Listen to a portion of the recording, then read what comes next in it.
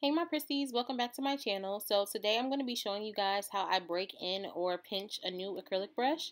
So the brush that I have today is a number 18 Kolinsky brush. The brand is called Crestillo.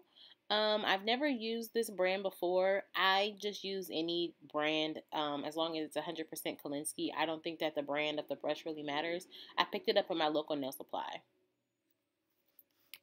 So in addition to my brush, I'm also going to be using a pair of pliers, a nail clipper,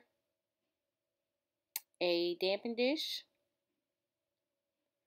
top coat, and some monomer. I like to use Young Nails. So if you guys don't know what I mean by pinching my brush, basically if you're looking at the top of the brush, you'll see that the barrel of the brush is round, which causes the bristles of the brush to kind of be round and come to a point at the top.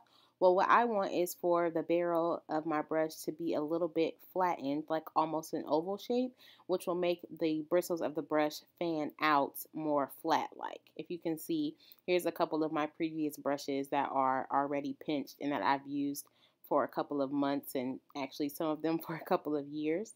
So yeah, if you can see, like if you were laying your acrylic and your brush is nice and fanned out and flattened, it just makes it really easy to lay your acrylic and fit right into the cuticle. Here's a side-by-side comparison of what I mean. Okay, so starting out, we just want to loosen up our bristles. The brushes come with some kind of like resin or something on the bristles, which causes the brush to be like kind of stiff and to hold its shape. So we're just going to dip that in some monomer just to get any of that residue off, any of that resin or anything, so that our brush can be nice and pliable.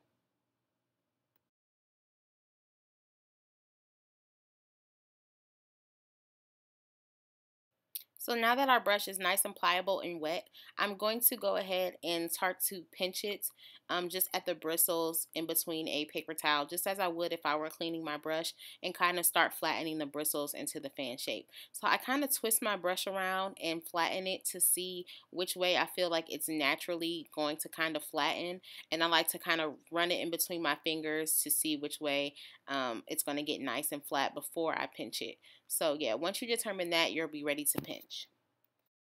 Okay, so now I have my pliers and I'm going to put my brush in between, and I am having my pliers about 3 to 4 millimeters from where the base of the brush is, where the bristles are, and I'm just going to apply a little bit of pressure, and that's the pinching. You don't want to squeeze too hard or anything because you don't want to disturb the bristles at the base of the brush, which can cause you to lose hairs out of your brush. You just want to do a slight pinch, as you can see. And now my brush is nice and flattened.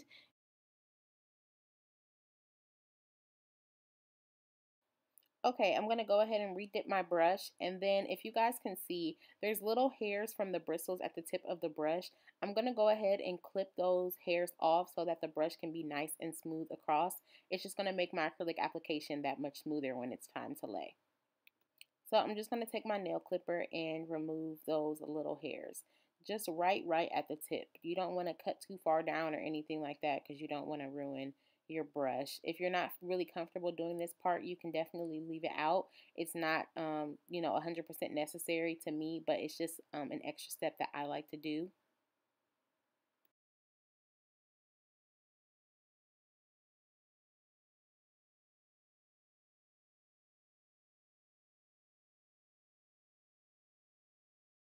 Okay, once I do that, I'm going to go ahead and dip my brush once again and just get it all nice and fanned out like I've been doing. And then what I'm going to do next is actually paint a little bit of top coat just at the tip. So right where like the darker brown color is, I'm going to be painting some top coat on both sides of my brush. And what this is going to do is almost act as the resin that they put on the brush when I purchased it. It's going to help the brush keep its shape.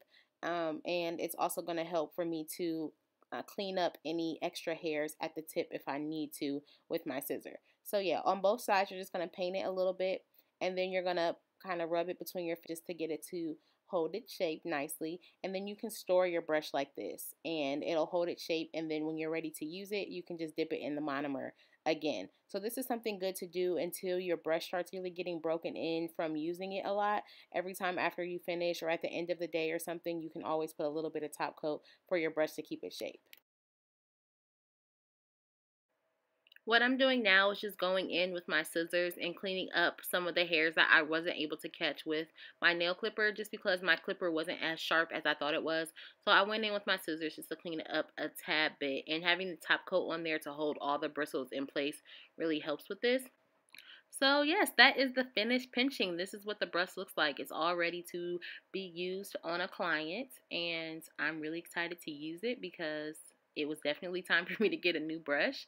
So yeah, I hope you guys liked this video. If you did, make sure to give it a thumbs up, subscribe to my channel, and leave a comment below.